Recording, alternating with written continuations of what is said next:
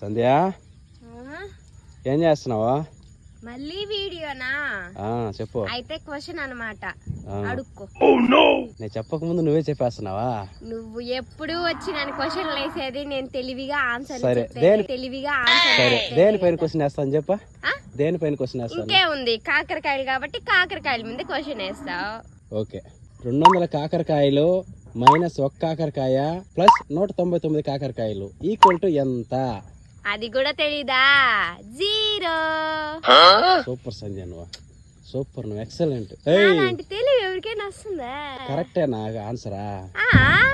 మళ్ళీ చెప్తాను చూడు క్వశ్చన్.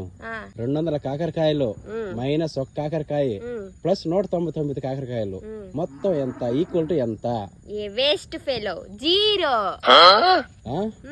మళ్ళీ మూడోసారి కూడా నీకు బుర్ర, ఈసారి అరికాల్లో బుర్ర ఉందని నిరూపించినావు. సరే బాయ్. బాయ్. హాయ్ ఫ్రెండ్స్, మీకు ఎవరికైనా తెలిసి ఉంటే కామెంట్ చేయండి ఫ్రెండ్స్.